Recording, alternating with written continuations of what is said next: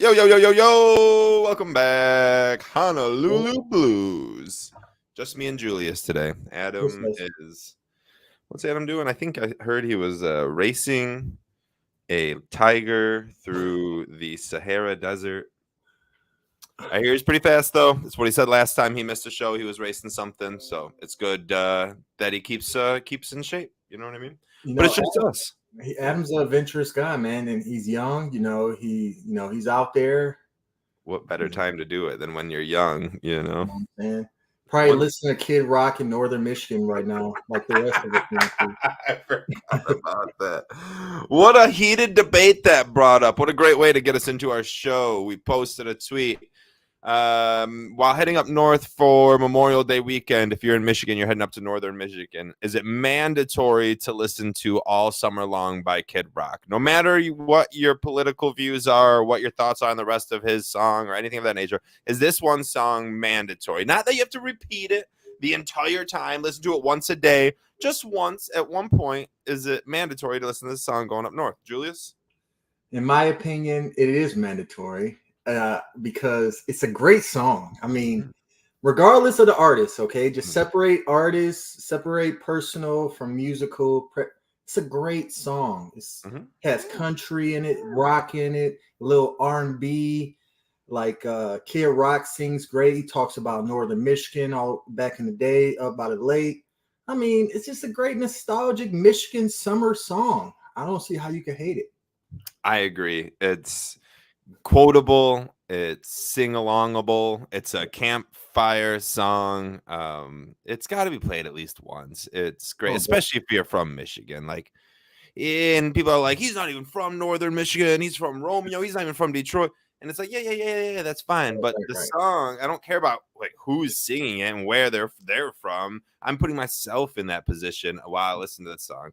I'm right there with you. It's mandatory to listen to this song. It's mandatory right now to be watching the Detroit Tigers as well.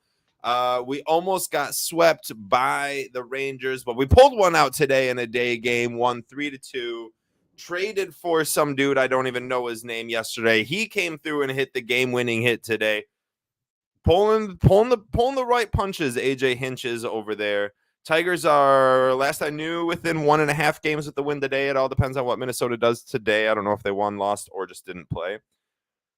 But yeah, so the Tigers are alive and well going into June. We're right under 500, maybe 1 game, 2 games under 500. Julius, how are we feeling? How are the summertime Tigers treating us? I'm starting to get real excited there. We kind of had we did pretty well against the White Sox, we are hanging around. We still hanging around. We beat a good Rangers team today to avoid a sweep.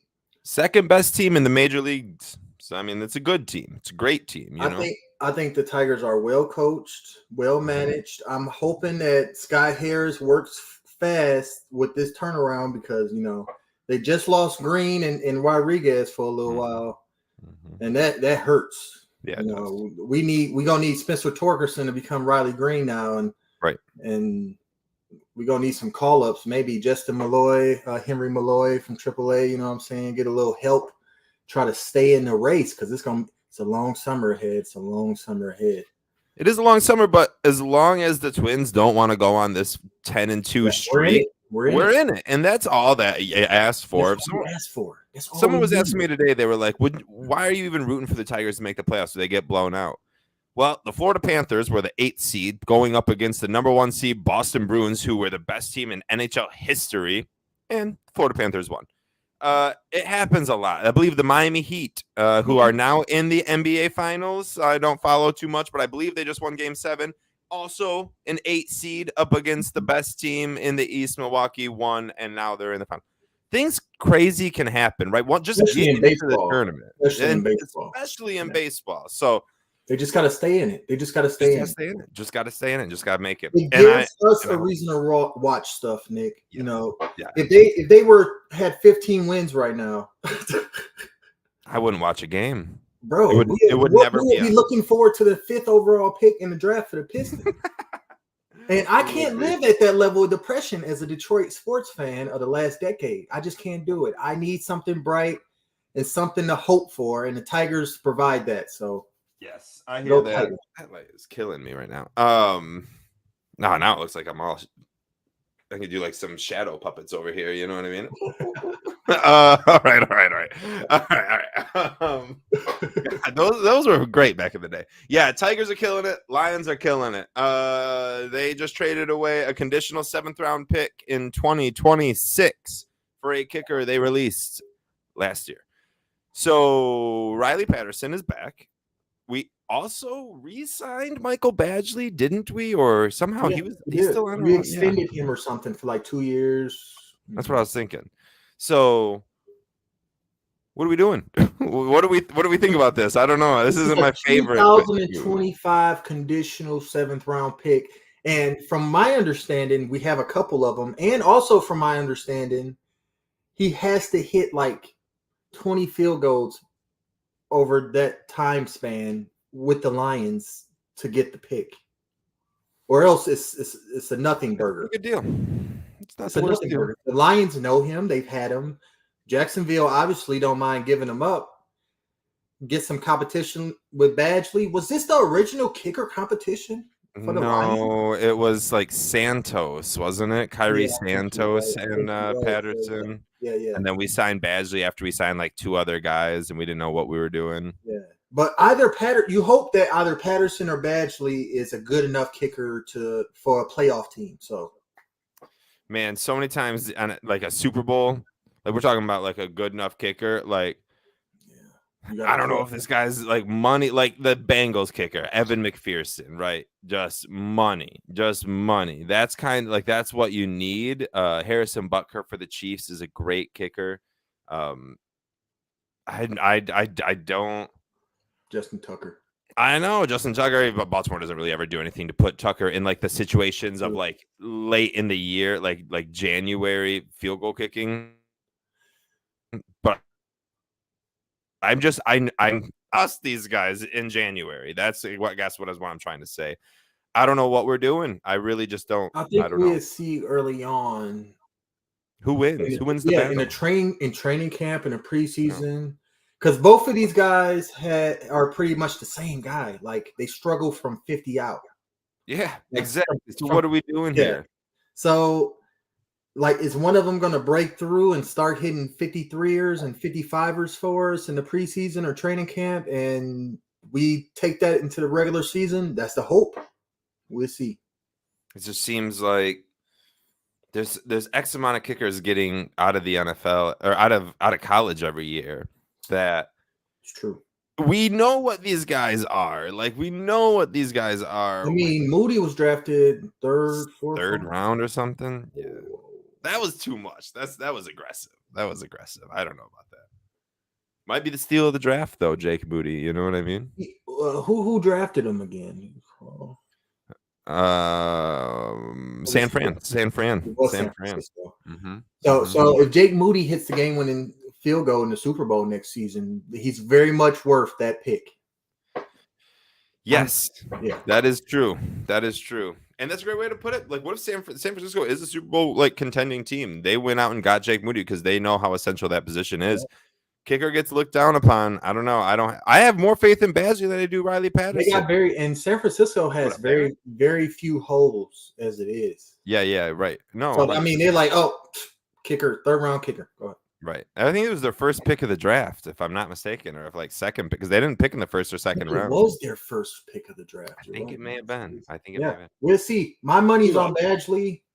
Your money's on Badgley. My money's on Patterson. Let's talk about Aleem Slim McNeil. Slim is what we have to start calling him, as Adam, I guarantee, would say, since he tried to coin that, I think. Down 2 or just down 13% body fat. The dude's trying to look like Aaron Donald out here. He was already a force to be reckoned with, in my opinion, one of the most underrated people on our defense. We brought back Isaiah Buggs, John Kaminsky. We still have Pascal in there. We have our edge rushers, obviously. Levi Onzuwerke is still on the team. Is Aleem McNeil gonna end up being known as a top 5 interior defensive lineman after this season, or am I getting ahead of myself? You hope so. You hope so, but it's the Lions. So I gotta wait and see. You know what I'm saying? I gotta wait and see. It sounds good. It really does. It does. And Ellen McNeil has flashed, even at his former large, I don't know, 340. What was he at? 330? I don't know, but he just dropped a bunch of it, so I don't even know what he is. How much now. did he drop? 30 or 20? I don't know. Damn it, Julius. When you're that big of a human being, if you slim down from fat to muscle, it's a big difference. So you hope that it works for Alan McNeil, because if it does, he's going to be like all pro potential. And then like we're all talking about Malcolm Rodriguez and the secondary, the free agency secondary we put together, and Aiden Hutchinson, and James Houston, and then Alan McNeil going to be the star of the whole show. So, and here's to clarify. He 325 playing weight. McNeil plans to still play at 325. However, he has lost 13% body fat, meaning he has gained 13% muscle. Yeah. So muscle weighs more than fat. I mean, I don't know if it's the exact same amount of weight, but I'm just saying, like, the dude is still going to be at 325, but he's going to be a little bit more lean and less, and in the hopes, he says, per him, is to get better at defense or at pass rush. So if our pass rush is like James Houston, Aiden Hutchinson, and Ali McNeil, who is like put on like has dedicated himself to be this like pass rushing guru, that's going to be dirty. That's going to be a lot of sacks. That's going to be a lot of quick pressures, a lot of quick throws, and that's where Cam Sutton and Gardner Johnson, who's been playing a lot of nickel in OTAs, that's where they're going to jump the receiver, jump the route. And are you the person of the show that believes the Lions defense is going to be better than their offense next season? Yeah. Yeah, that is me. And I truly do believe that. I believe that our defense will sneakily be a top 7 defense in the league, top 5 defense in the league. Because of that, I don't think our offense is going to need to like put up this mass amount of points. And in the second half, we're going to probably play more like a run game, more of like a winning team, which is kind of weird to say. It's weird to think about for the Lions. But I don't know if our offense will be the top 3 offense that we were last year. I think our offense drops like still within top 10. But I think our defense will finish like when you go like the overall, you know what I mean? I think our defense will be ranked higher than our offense is. And I truly believe our defense is what we've done to our defense is incredible. It's immaculate. And it all stems from the defensive line. And everyone's like, whoa, he didn't even address it. Defensive tackle, interior defensive line is still the biggest need. And to them, I just say, I don't think you know what you're really talking about. Because honestly, Isaiah Buggs and Aleem McNeil were dominant last year. Look at the last 10 games of the season. We were dominant. And yeah, we were terrible in the very beginning. We were very good run defense. Obviously, we had the minor lapse against Carolina, which skews a lot of the stats, but just go watch them. Don't be a casual. Go watch. It was immaculate. And our defense will be phenomenal this year. And our secondary is going to pray because our defensive line. I don't know. Am I crazy, Julius? Am I wrong on that? No. I think that's about right. Injuries, happen. You hope that we have the depth to survive a nick or two. Yeah. But in the grand scheme, the Lions have put together opportunistic and versatile secondary. Yeah. And even we just forgetting about Jack Campbell, who's going to be in the middle sniping. I mean, it's very much possible that the Lions defense is the star of the show next season, and it helps take this team to the levels that people are predicting. It's crazy to think because it's like Tracy Walker, Tracy Walker, Kirby Joseph. And then Cam Sutton, Gardner Johnson in nickel, Brian Branch behind him. If you want to go Mosley or Jerry Jacobs, who I'm more on the Jacobs train as our second cornerback. I'm all about seatbelt gang. That is my boy. Seatbelt gang is like, that's my thing. I cannot wait to do that all year next year or this year. So I'm really hoping he's my cornerback too. Anyways, our secondary is just great. We have gone off the rocker here. We started with the Lee McNeil. Now we're talking about the secondary. This is the Honolulu Blues, man. We talk it. We talk it.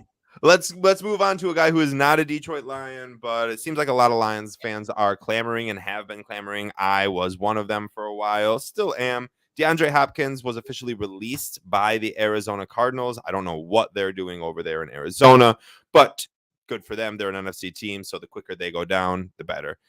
Hopkins is free. He said he's wanted to play with quarterbacks like Justin Herbert or Patrick Mahomes or Josh Allen. Jared Goff, unfortunately, wasn't on his top 5 quarterback list. That's okay. I respect it and I understand it, and I won't dog him for it. A lot of NFL execs have come out and said that his personality is exactly what the Detroit Lions are not trying to do. I get that. I understand that. A lot of NFL execs also said that Randy Moss's temper was not for New England and was not the team mentality that Bill Belichick was building there. Well, then he proved them all wrong. And I think if anyone can prove the NFL execs wrong right now, it would be Dan Campbell, Ben Johnson, Brad Holmes. Getting DeAndre Hopkins would be a phenomenal addition to what I think is our weakest position, even with Jameson Williams. This is not excluding Jameson Williams for the first 6 games. After him and St. Brown, I think our wide receiving core takes a big hit. Sorry, Reynolds. Sorry, Khalif. Sorry, Tom Kennedy. Sorry, Marvin Jones. But I just do. I think so. And I think adding a piece there is vital to us winning, because with one injury to Jameson or Amon-Ra, we're right back to who we were starting in 2020. Like that is, or 21. That is not what I'm trying to do. So we need an additional piece at the wide receiver position. And I think that's DeAndre Hopkins. We have money to spend. I still believe we have like the 3rd or 4th, 5th most cap room available still. We've signed a lot of our rookies. I do not believe all of them signed, but I believe most of them have. Well, at least Jack Campbell does. Has Gibbs signed? That's really who I was trying to wrap my brain right there. I think I've heard that we signed all of them. Okay, maybe we did. We finally signed Gibbs or whoever the last person was on the list. Okay. So, anyways, we still have cap room. Bring in DeAndre Hopkins. Bring him in and let these guys change it. Second, okay, and let the coaches do what they're there for. Yeah, he's probably a horrible NFL player under Cliff fucking Kingsbury, who is an awful coach, and Kyler Murray, who is an awful quarterback. Yeah, I don't think Nuke liked being there. Who else did he play for? Fucking Baba O'Reilly. What is the dude's name from Houston? He's back being the OC in New England. Bill O'Brien. And fucking Tom Savage at quarterback. Like he says he would go play for the Browns because he would play with Deshaun Watson again, because that's the only quarterback he's ever known that could throw the football to him. Yes, he probably doesn't want to play with Jared Goff because of his resume of quarterbacks, but I think just playing with the Lions is a big plausible. It would be a big addition for him and for our team. Julius. DeAndre Hopkins, supremely talented still. I mean, I like it. I like that we've conserved and done so well financially that we are in a position to not break ourselves if we want to sign this guy, 1 year, $10 million, you know what I'm saying? Yeah. Or something, 1 year, 12 or whatever incentives, whatever the market is for him. I'm not looking at like a long-term deal, but like if he wants to, if we want to pay him a high single year deal to come try to win a Super Bowl with us, add it on with Jameson Williams, I'm not against it. He's a veteran guy. I think he'll buy in to Dan Campbell. He won't try to overshadow and like Randy Moss diva his way over the, he comes with some caveats, but as overall, he's never proven to be like a troublemaker, has he? Nah. No. I mean, he got suspended 6 games for PED last year, and everyone blows that up. Get out of here. Whatever. Who cares? That was last year. Good. I'm glad he's a veteran trying to stay in the game. He took something he wasn't supposed to. Probably didn't even know about it. He just wants a ring, and I know he thinks that like Buffalo and Kansas City are right there, but realistically, you'll be fighting to even get into the like AFC Championship game. Come to Detroit where you can walk. Spot. It's a perfect spot because if you go to Buffalo, you got Stephon Diggs right next to you. You go to Philadelphia, you got AJ Brown. You can go Kansas City and try to run it with Patrick Mahomes. You think Kansas City would do that? Because that's the only team that I could be like, okay, it's them. If they offer him, I wouldn't be mad if he accepted it. You know what I'm saying? Because it's a Super Bowl winner, Right. They don't have a clear number one other than Kelsey. So I mean, it's kind of a good fit if he wants to win in that way. Yeah. Spare me on Kevin Durant going to Golden State to win his. Pretty much. Spare me on Larry Fitz. No, I'm sorry. Is he Kevin Durant or is he Rip Hamilton? Not even. He wishes he Rip Hamilton. Is he?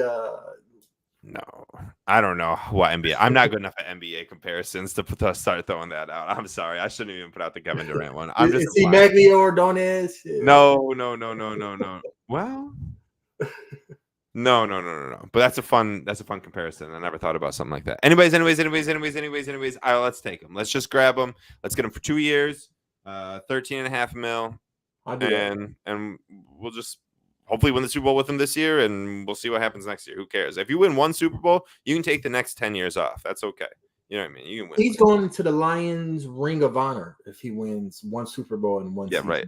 Most definitely. We don't have too much more to talk about. There was an article that came out that talked about Jared Goff overthrowing players consistently at OTAs. Gibbs, Williams being overthrown. First, Jared Goff couldn't throw it far enough. Now he's throwing it too far. Any thoughts on this at all? I know we kind of talked about it. It's quite clickbait-y, but it's still information that came out of OTAs. What do we have to say about it? I just want to tell the Lions fan base as a whole, live on air, Honolulu Blues at the Honolulu Blues _ that this is a good sign, right? That's kind of this is a good sign because any other SOL off-season OTAs, we'd be hyping him up. We'd be talking about how he looks great, how Stafford looked amazing. Stafford looked like a top 5 QB, dark horse MVP. Definitely. And what happened? So this is a good sign that we're getting nitpicked like this. Even Goff. Whatever, he's overthrowing, we know he has timing issues. He's not perfect. We know who Goff is. Mm-hmm. And I'm confident when the preseason and the regular season rolls around, he's going to be the Goff of last year in Ben Johnson's system. Mm-hmm. But since we're such a team to be reckoned with and we're such a threat now, everything is nitpicked, all right? So if Goff looks off, oh my God, Goff looks off. There's a season. It's great. There's a season. Tunnel vision immediately. Yeah. Like everything falls apart. All our hopes and dreams. Any little thing. Get ready because injury is going to be big. Let Aiden Hutchinson come up limping and start a training camp or something. Season over. This is the world we live in when these expectations are this high. Yeah, I'm not worried about it. I'm not worried about Jared Goff. That's good, and basically everyone is happy to be by your side while you're being built up, and when you get to the top, they will be the first one to bring you right back down. You're right. Like this is great because this is to a point where we're expecting Super Bowl, and we want everything to be perfect, and everything's not going to be perfect. That's not how the NFL is. Also shows maybe our defense is competing, and he's not just throwing up against Will Harris's and guys that I can remember from last year that were on our team. And now he's throwing up against good cornerbacks where he has to get more emph on it. There's a lot of stuff to be worked on. We have a lot of time. Their timings will be fine. Let's just bring in DeAndre Hopkins. No, let's move on. Fix all our issues.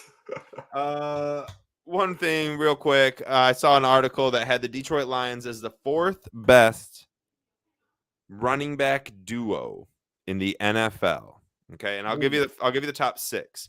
Number 1, this is I don't even know what article this is from, but I just saw it. It's online. So someone had this thought. So let's just talk about it.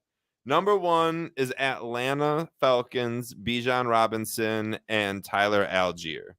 Number 2 was San Francisco's Christian McCaffrey and Elijah Mitchell. In my opinion, those should be San Fran number 1 for sure. Number 2 is Jonathan Taylor, the Colts, Jonathan Taylor, and whoever was, I don't even know. Number 3, the Colts.